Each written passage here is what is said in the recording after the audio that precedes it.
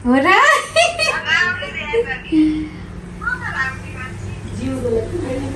नानी यता एकछिनै एकछिन गर्दै गर ल जाऊ न जाऊ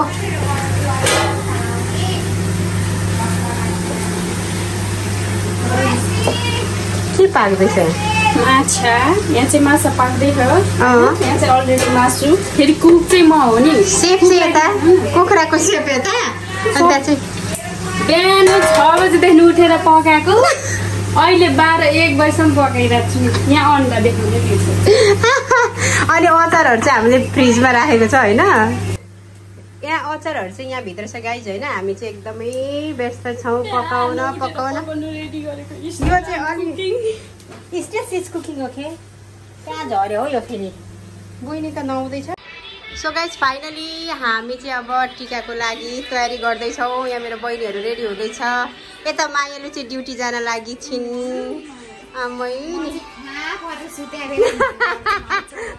यहाँ मैले सामानहरू रेडी गराउँदैछु होइन अब एकछिनमा मैले चाहिँ कपडा लाग्छ नि अब एकछिनमा लगाउने हो सबैजना तयार हुँदैछौँ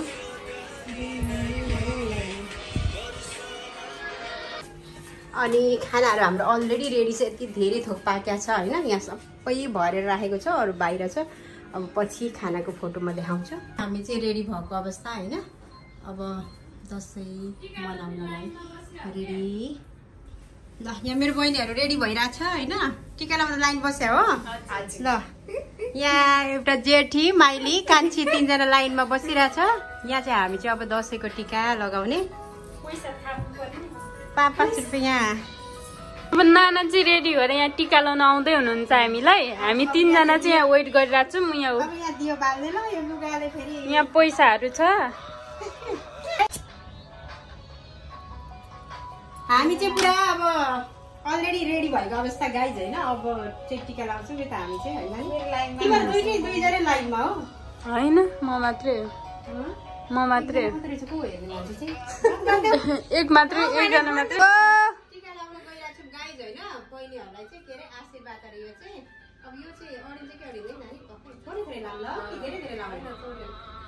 थोरै थोरै है ल मेरो यस्तो राम्रो भिडियो बनाइदिनु आउँदैन मन मनमा भन्छु ल कस्तो राम्रो आउँदो रहेछ हो हाम्रो टिकै अडिएन क्या मेरो दिदीको कलर कन्ट्रास्ट गरेको कलर नै मिल्यो क्या के को नानी ल यति नै है ल यो चाहिँ फेरि कलर आशीर्वाद चाहिँ दिनु न आशीर्वाद चाहिँ ल के भन्छ धेरै राम्री हुनु ज्ञानी हुनु भनेको मान्नु है मम्मी बाबालाई सुख दिनु अब मनमा मेरो यस्तै भिडियो बनाइदियो है के भयो नानी तिमीहरूले राम्रो भिडियो बनाएको मैले यहाँ पुरा गरेको के अरे मैले राम्रो बनाएको छु दुईजना भिडियोको अब 5 रुपियाँ दिने होला नेपालको कति रुपियाँ भन्छ यसलाई टिका दक्षिणा चाहिँ ल पकडा नमस्ते ल भाग्यमानी हुनु ल अब सानोको पारा आयो टिका लगाएर मजाले भिडियो गरिदिनु है ल नानी के भन्छ आशीर्वाद दिनु ल आशीर्वाद लगाउनु अर्को साल चाहिँ बिहे होस् भन्दिनँ बिहे त बिहेको खिलाल ल आइन्द्र नसुत्यो भन्ने आएन मलाई त बरु यसरी पक्र्छु ल ज्ञानी हुनु होइन भनेको मान्नु अझै धेरै राम्री उन्नति प्रगति के भन्छ भन्ने आएन हौ मलाई त नानी 70 पाउमा परुन्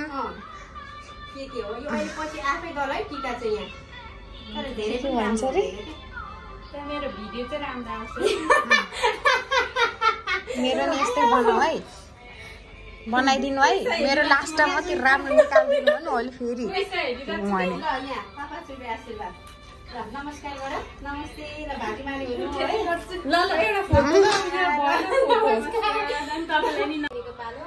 अघिदेखि बिचरा फेरि हेर न त्यहाँ टिका लाउने बेलामा चुमुक चुमुक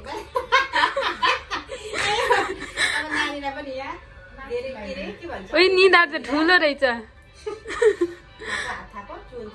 धेरै धेरै ज्ञानी हुनु तिमी पनि उन्नति प्रगति गर्नु है दसैँको धेरै धेरै आशीर्वाद छ दिदीको तर्फबाट के भन्छ राम्री छौ अरे राम्री भइरहनु अरे होइन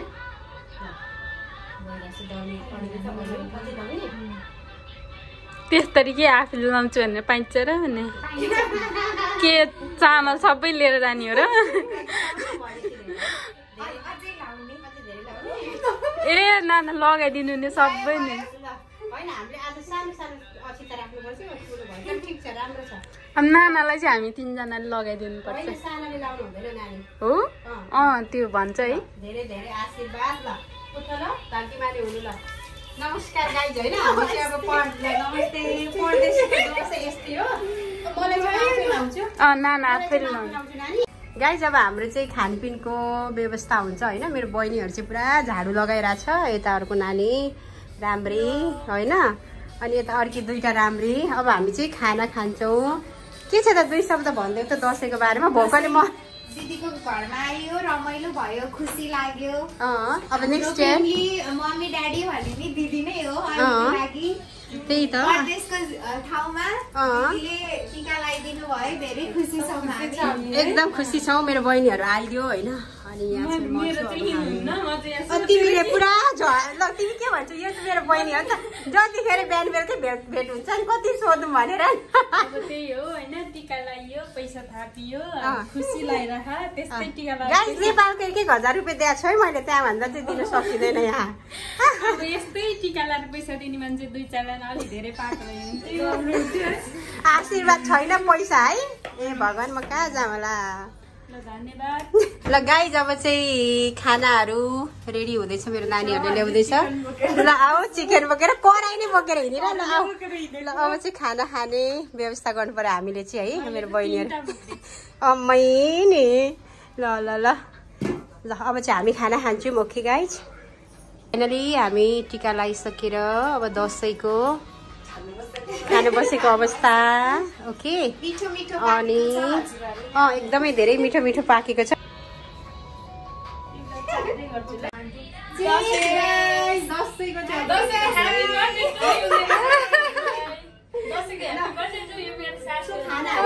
रेडी भएको छ गाइज हामी चाहिँ अब खाना लागेको अवस्था होइन अहिलेलाई चाहिँ नानाहरूले बनाउनु खाना